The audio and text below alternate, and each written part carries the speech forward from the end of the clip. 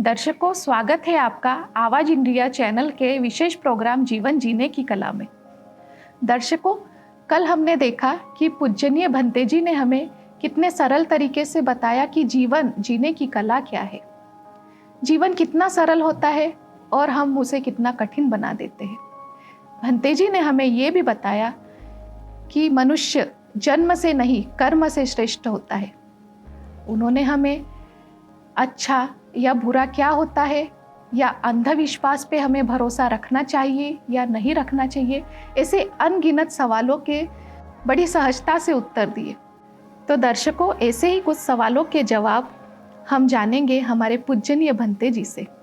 वंदामी भंते जी, भंते जी, आपने कल हमें जीवन जीने की कला क्या है, अच्छा या बुरा क्या है, डर, भय, अंधविश्वास जैसे बहुत सारे प्रश्नों के उत्तर दिए भंते जी। भंते जी, आज का मेरा पहला सवाल है कि ये धर्म और धम्म क्या है? क्या ये एक ही है या इसमें कुछ अंतर है? भंते जी, मार्गदर्शन कीजिए। बहुत अच्छा प्रश्न है। आमतौर पर ऐसा बताया जाता है कि धर्म संस्कृत शब्द है और धम्म पाली शब्द है, तो ये बात तो ठीक है।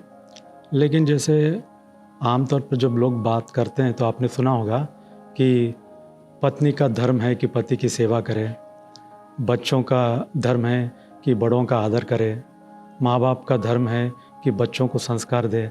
ऐसे शब्द का इस्तेमाल करते हुए आपने अक्सर देखा होगा। तो यहाँ पर धर्म जब वो इस्तेमाल करे तो इसका मतलब यह है कि कर्तव्य के रूप में या एक ऑब्लिगेशन का हो, इस तरह से उस शब्द का इस्तेमाल किया जाता है। जबकि पाली में अगर हम उसको परिभाषित करें तो वो कहते हैं कि धारे तेति धम्म, जिसको धारण करने से हमारा भला होता है, हमारा अच्छा होता है, तो उसको हम धम्म कहते हैं। और जनरली भी धम्म यानी प्रकृति का नियम, इस तरह भी बताया जाता है। तो इधर भी अगर हम देखें धर्म में तो आत्मा परमात्मा पर केंद्रित है, जबकि इधर जब हम धम्म देखते हैं तो वो मानव केंद्रित धर्म है। तो इस तरह से अगर हम इसका परिभाषित करें तो पाली में ये ज़्यादा मनुष्य और उससे संबंधित जैसे दुख सुख उससे जो संबंधित है या हेतुवादी दृष्टि से जो बताया जाता है वो धम्म है। जबकि धर्म में जो है वो ज़्यादातर एक फिलॉसफिकल लेवल पर बताया जाता है या कर्तव्य लेवल पर बताया जाता है। तो हमारी दृष्टि से धम्म यानी जिसके धारण करने से हमारा और औरों का भला होता है, तो हम उसको धम्म कह सकते हैं। भंते जी, मेरा दूसरा सवाल ये है कि भगवान बुद्ध ने हमें धम्म सिखाया या बुद्धिज्म? मार्गदर्शन कीजिए भंते जी। ये आम प्रश्न है और बहुत से लोग इसमें कंफ्यूज भी होते हैं। तो वास्तव में बुद्ध ने तो धम्म सिखाया है और बुद्धिज्म शब्द ये तो बाद में आया है, लेकिन ये एक औपचारिक तौर पर बुद्ध की शिक्षा को आइडेंटिफाई करने के लिए ये एक नया नाम दिया कि बुद्धिज्म। जैसे क्राइस्ट ने सिखाया तो क्रिश्चियनिटी है ना, तो उस तरह से ये आइडेंटिफाई करने के लिए दिया हुआ नाम है। वैसे बुद्धिज्म में केवल धम्म ही नहीं, बुद्धिज्म जब हम कहते हैं तो उसमें बुद्ध यानी बचपन से जब वो पैदा हुए तब से लेकर सिद्धार्थ गौतम बुद्धत्व प्राप्त किए, तो उनकी जो जीवनी है वो भी उसमें आ जाता है। धम्म जैसा उनकी शिक्षा तो आती है। साथ ही साथ बुद्धिज्म में संघ, उन्होंने भी 2000 प्रवचन दिए हैं। 82,000 तो भगवान बुद्ध के और 2000 के उनके संघ के, यानी सारिपुत्र, मोगलान और अन्य बंते जी के, तो वो उसमें आ जाता है। उसके बाद संघ ने आज तक क्या क्या लिखा और जो हिस्ट्री है वो सब जो है बुद्धिज्म में आ जाता है। तो जब हम बुद्धिज्म कहते हैं तो उसमें बुद्ध के बारे में, धम्म के बारे में और संघ के बारे में, ये तीनों के बारे में आ जाता है। लेकिन जब बुद्ध ने क्या शिक्षा दी, अगर हम ऐसा प्रश्न पूछे तो हमें कहना पड़ता है कि बुद्ध ने धम्म सिखाया। भंते जी, मेरा अगला सवाल है कि जब हम पूजा पाठ या परित्रण पाठ करते हैं तो क्या ये कर्म कांड है? भंते जी, प्लीज मार्गदर्शन कीजिए। पूजा पाठ जैसा शब्द है, पूजा यानी किसी को वंदन करना, आदर करना। तो बुद्ध ने तो एक गाथा में कहा है कि पूजा च पूजनीयानम एतम मंगलम उत्तमं, यानी जो पूजनीय है उनको पूजना चाहिए। तो अगर हम बुद्ध को या अपने गुरु को, जिसको भी हम आदर्श मानते हैं, तो उनको कृतज्ञता व्यक्त करने के लिए उनको वंदन करते हैं, पूजते हैं, तो इसमें कोई दोष नहीं है। और जहाँ तक पाठ, जैसा आपने कहा, तो पाठ यानी बुद्ध की जो शिक्षाएं हैं, उन्होंने जो सूत्र बताए उसका पाठ करना, यानी सत्य के बारे में जानना, तो वहाँ तक ठीक है। लेकिन अगर उसमें कोई अर्थ नहीं है और जो को आप आदर्श मान रहे हैं, अगर वो शीलवान नहीं है, समाधिवान नहीं है, प्रज्ञावान नहीं है, तो और खाली बिना समझे आप कर रहे हैं, तो फिर वो कर्मकांड हो जाता है। तो कर्मकांड बुद्धिज़्म में तो नहीं है या बुद्ध की शिक्षा में नहीं है। हाँ, पूजा पाठ ये तो है, तो पूजा करना यानी जो वंदनीय है उनको पूजा करना ही है। और एक भी पूजा पाठ का एक मकसद है कि ये क्या है कि आदमी में एक फिजिकल, शारीरिक रूप पर एक डिसिप्लिन आता है। जैसे मान लो आप बिहार में जाते हैं तो सीधा धम्म चर्चा करेंगे क्या? नहीं हो सकता। या सीधे बड़ी बड़ी क्या कहते हैं, ध्यान में बैठना, ये कठिन बात है। तो पहले उनको फिजिकली एक डिसिप्लिन में लाना होता है। तो ये पूजा पाठ के नाम पर ऐसे अगरबत्ती लगाना है, इस तरह से पैर पीछे करके बैठना है, फिर हाथ ऐसे जोड़ना है, तो ये छोटी छोटी बातों में एक फिजिकल डिसिप्लिन आ जाता है। जब आदमी में फिजिकल डिसिप्लिन आ गया तो फिर हम आगे की बातें उनको बता सकते हैं या वो कर सकते हैं। भंते जी, आपने हमारे सारे प्रश्नों के उत्तर बड़ी गहराई से दिए हैं और मुझे लगता है कि दर्शकों को भी ये समझ में आया ही होगा। तो अभी हम बढ़ते हैं त्रिशरण पंचशील की ओर। तो भंते जी, जब हम त्रिशरण पंचशील लेते हैं तो उससे पहले हम याचना क्यों करते हैं भंते जी? मार्गदर्शन कीजिए। तो देखिए, धम्म जो है अनमोल चीज़ है, और अनमोल चीज़ ऐसे ही किसी को नहीं दी जाती है ना। तो जब तक कोई उसकी कीमत को समझता नहीं और उसके लिए याचना करता नहीं, वो दी नहीं जा सकती। तो इसलिए यहाँ पर आपने देखा होगा कि जो भी चीज़ हो, यानी धम्म देशना की भी याचना करनी पड़ती है, तब जाकर धम्म देशना होती है। तो यहाँ पर धम्म की जितनी भी चीज़ें हैं वो अगर हमको चाहिए तो याचना करना ज़रूरी है।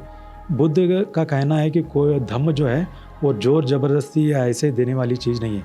जब तक वो आदमी उसका आदर नहीं करता और वो खुद उसके लिए याचना नहीं करता, तब तक धम्म देना नहीं चाहिए। इसलिए हमेशा याचना के बाद ही त्रिशरण पंचशील या धम्म देशना दी जाती है।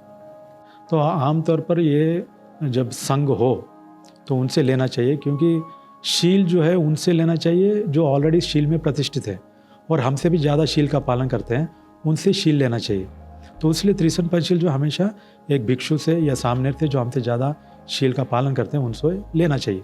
लेकिन अब ऐसा वातावरण है कि वहाँ पर संग मिलता नहीं है, संग है ही नहीं, तो फिर ठीक है, something is better than nothing, उस मायने में बुद्ध की मूर्ति के आगे बैठकर ले सकते हैं। भंते जी, इसी कड़ी में मेरा अगला सवाल ये है कि जब हम त्रिशरण पंचशील लेते हैं तो उसमें नमो तस्स भगवतो अर्हतो सम्मा संबुद्धस्य, इसका अर्थ क्या है भंते जी? हमें मार्गदर्शन कीजिए। नमो यानी नमन, तस्स यानी उनको, तो भगवतो यानी जिसने राग द्वेष मोह भग्न कर दिया, ऐसे व्यक्ति को या ऐसे शास्त्रा को। भगवतो अरहतो यानी जिसने अपने अंदर के जो दुश्मन है, आमतौर पर दुश्मन हम बाहरी देखते हैं, लेकिन यहाँ पर हम अंदर के दुश्मन जो विकार है, राग द्वेष मोह, उसका हनन करना चाहिए। तो जिसने अपने अंदर के दुश्मन राग द्वेष मोह का अंत कर दिया, हनन कर दिया, ऐसे को हम अरहंत कहते हैं। और ऐसा अरहंत जो है अरहती हो जाता है, यानी वंदनीय योग, पूजनीय योग, अरहती है, वर्ती है। तो इसलिए अरहतो। सम्मा संबुद्ध से, सम्मा यानी सम्यक रूप से, सम यानी संपूर्ण रूप से, बुद्धत्व को जिसने प्राप्त किया, उस सम्मा संबुद्ध को। तो नमन है किसको? ऐसे भगवान को जो राग द्वेष मोह को भग्न किया। अरहती यानी ऐसे अरहत है जिसने अपने अंदर के राग द्वेष मोह का अंत कर दिया। सम्मा यानी सम्यक रूप से, सम यानी संपूर्ण रूप से, जिसने बुद्धत्व को प्राप्त किया। भंते जी, हम बुद्धं शरणं गच्छामि, धम्मं शरणं गच्छामि और संघं शरणं गच्छामि, ये 3 बार ही क्यों बोला जाता है? क्या हम इसे 2 बार नहीं बोल सकते हैं? मार्गदर्शन कीजिए भंते जी। 3 बार चीज़ें कहने का उसके पीछे मकसद ये है कि वो 3 बार करने के बाद ही कन्फर्मेशन हो जाता है, पक्का होता है। जैसे पहले बार आप सुनते हैं, दूसरे बार जो है आप उसका चिंतन मनन करते हैं, और फिर तीसरी बात उसको स्वीकार कर कर उस पर अमल करते हैं। तो ये 3 बार के बाद कन्फर्मेशन हो जाता है, तो इसलिए 3 बार कहना पड़ता है। और रही बुद्ध धम्म संघ, ये तीनों को क्यों शरण जाते हैं, तो एक उदाहरण के तौर पर हम समझ सकते हैं कि जैसे मान लो कोई व्यक्ति बीमार है, तो अगर वो बीमारी से मुक्त होना चाहता है तो उसे क्या करना चाहिए, तो पहले उसे डॉक्टर के पास जाना चाहिए, है ना। तो डॉक्टर के पास जाना है ना, 1 महीने में डॉक्टर शरणम गच्छामि।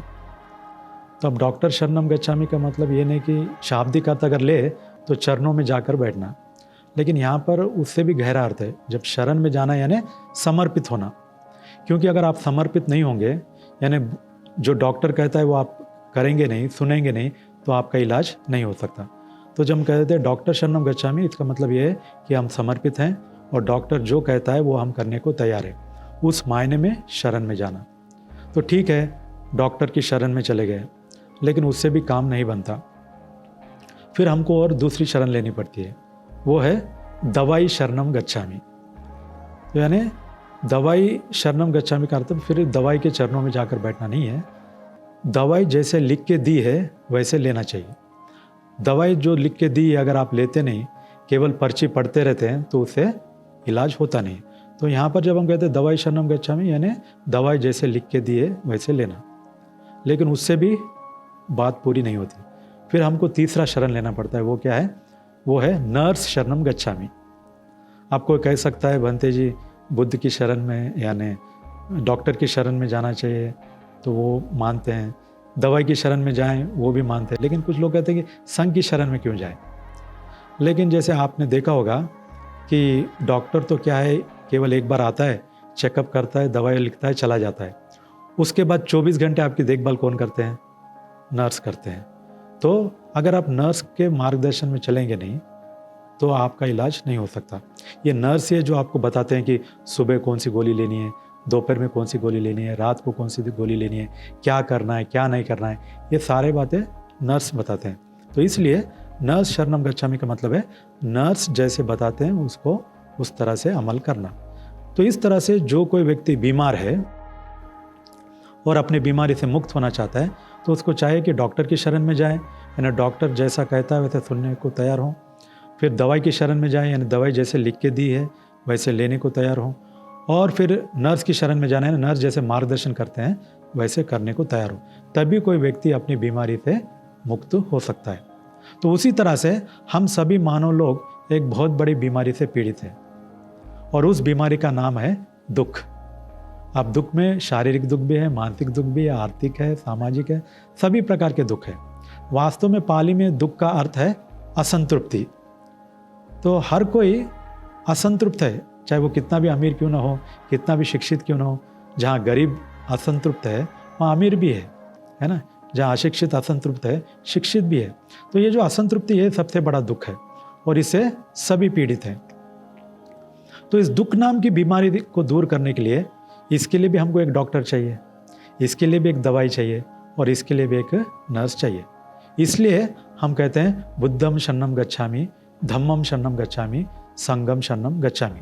तो जब हम कहते हैं बुद्धम शरणम गच्छामि, इसका मतलब बुद्ध हमारे लिए कोई चमत्कारी देवता नहीं है जो कुछ चमत्कार करके हमारे दुख दूर कर देंगे। जब हम कहते हैं बुद्धम शरणम गच्छामि, तो हमारे मन में ये बात रहनी चाहिए कि बुद्ध हमारे लिए एक डॉक्टर के समान है, इसलिए हम उनकी शरण में जा रहे हैं। जब हम कहते हैं धम्मम शरणम गच्छामि, तो धम्म कोई चमत्कारी विद्या नहीं है। हमें यह समझना चाहिए कि धम्म हमारे लिए एक दवाई के समान है, इसलिए हम उसकी शरण में जाते हैं। और उसी तरह से जब हम कहते हैं संगम शरणम गच्छामि, तो संघ यानी कोई झाड़ू फूंक करने वाले बाबा नहीं है जो आपके सारे दुख दूर करेंगे। जब हम कहते हैं संगम शरणम गच्छामि, इसका मतलब यह है कि ये जो भिक्षु भिक्षु नहीं, ये हमारे लिए एक नर्स के समान है जो हमारा मार्गदर्शन करते हैं, इसलिए उसकी शरण में जाना चाहिए। तो इस तरह से समझकर त्रिशरण लेना चाहिए, तब जाकर वो त्रिशरण हमारे काम की चीज़ है। भंते जी, मेरा अगला सवाल आपसे ये है कि जब हम बुद्ध धम्म संघ को वंदन करते हैं, उस वक्त हम पंचांग नमस्कार ही क्यों करते हैं, या साष्टांग नमस्कार, या कुछ और क्यों नहीं करते? भंते जी, मार्गदर्शन कीजिए। ये बहुत अच्छा प्रश्न है। तो आपने देखा होगा जब भी बिहार में जाते हैं तो बुद्ध को कहो, धम्म को कहो या संघ को पंचांग नमस्कार करते हैं। तो पंचांग नमस्कार ही क्यों करते हैं, ये कहने के पीछे पहले ये पूछना चाहिए कि ये 5 अंग क्या क्या है जो हम ज़मीन पर रखते हैं। तो ये पंचांग नमस्कार यानी जो हमारे पैर हैं तो वो, फिर बाद में घुटने, फिर बाद में ये एड़ियाँ, फिर ये हाथ और फिर बाद में माथा, ये 5 चीज़ें हम ज़मीन पर टिकाते हैं।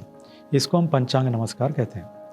तो ये पंचांग नमस्कार क्यों करते हैं, ये इसलिए करते हैं कि हमारे अंदर जो 5 अहंकार है उसको दूर करने के लिए ये पंचांग नमस्कार करते हैं। ऐसा समझकर करेंगे तो ये पंचांग नमस्कार का कोई अर्थ है, वरना वो एक कोई फिजिकल एक्सरसाइज या योगा जैसा हो जाता है। तो क्या है वो 5 अहंकार जिसे दूर करने के लिए हम पंचांग नमस्कार करते हैं। तो पहला है जाति अहंकार, यानी मैं जन्म से ऐसा हूँ, मैं जन्म से वैसा हूँ, मैं जन्म से ऊंचा हूँ। इस तरह से जन्म पर आधारित जो अहंकार है, इसके कारण आदमी दुष्ट व्यवहार करने लगता है।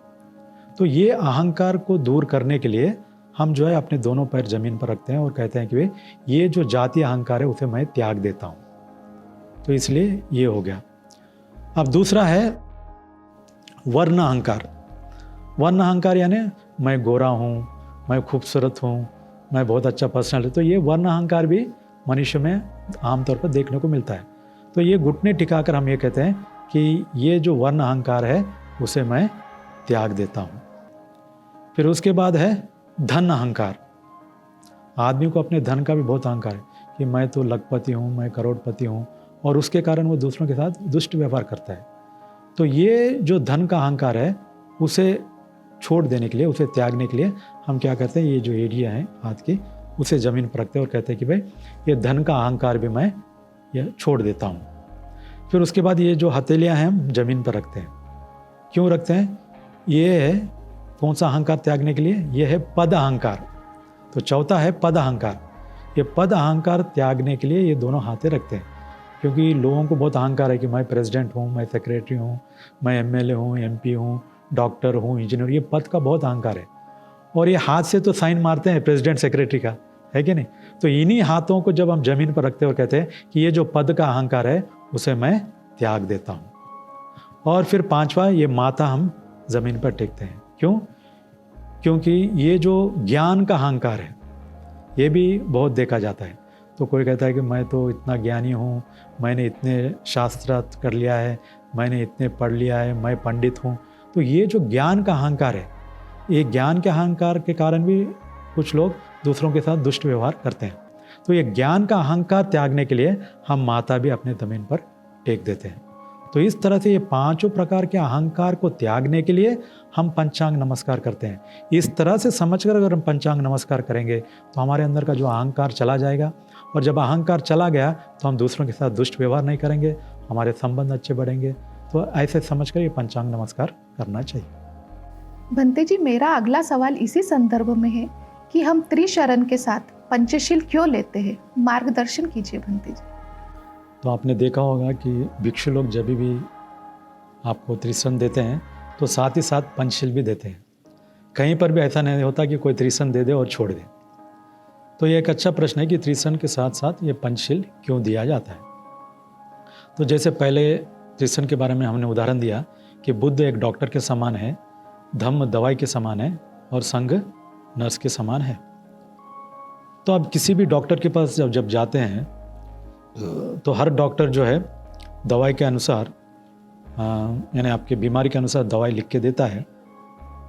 लेकिन हर डॉक्टर दवाई के साथ साथ कोई ना कोई परहेज या पथ्य भी देता है। जैसे मान लो आपको डायबिटीज़ है तो वो दवाई तो लिख के देगा, लेकिन कहेगा कि आपको मीठी चीज़ें नहीं खानी है।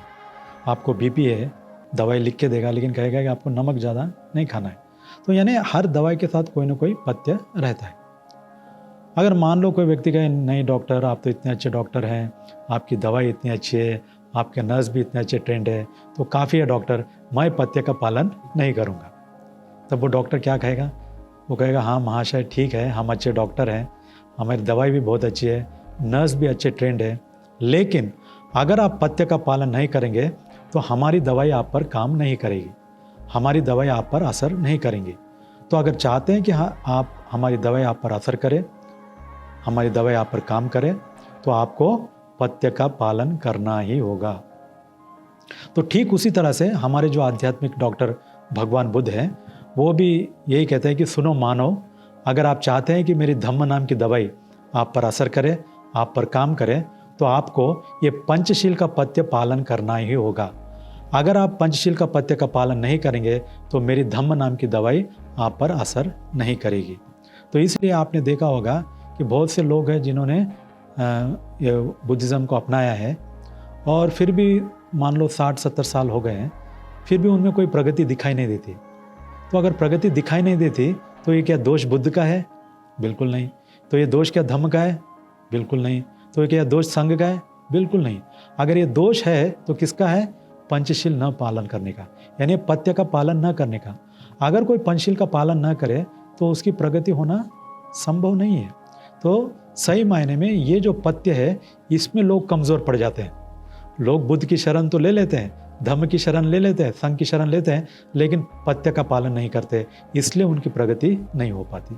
तो इसलिए पथ्य का जो महत्व है, यहाँ पर पंचशील का भी वही महत्व है। भंते जी, मेरा अगला सवाल है कि भंते जी, कुछ लोग कहते हैं कि पंचशील को फॉलो करना कठिन है और कुछ कहते हैं काफ़ी सरल है। तो वास्तव में भंते जी, क्या इसे करना कठिन है या सरल है?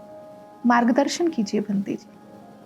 अब आपने देखा होगा कि कुछ लोगों को पूछो कि पंचशील का पालन करते तो ज़्यादातर लोग कहेंगे कि कठिन है, लेकिन ऐसे भी कुछ लोग हैं वो कहते हैं हाँ पंचशील तो हमारे लिए आसान है।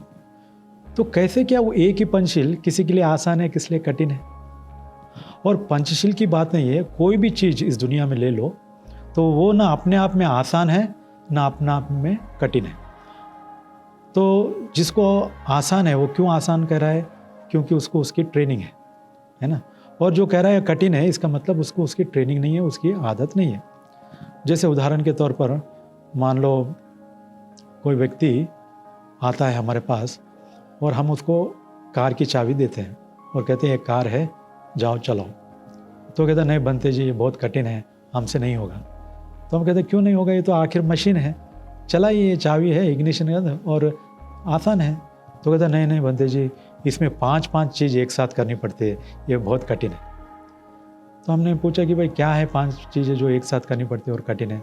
तो वो कहता है कि नहीं, एक पैर ब्रेक पे रखना पड़ता है, एक पैर एक्सीलेटर पे रखना पड़ता है, एक हाथ गियर पे रखना पड़ता है, एक हाथ स्टीयरिंग पे रखना पड़ता है, नज़र सड़क पे रखना पड़ता है।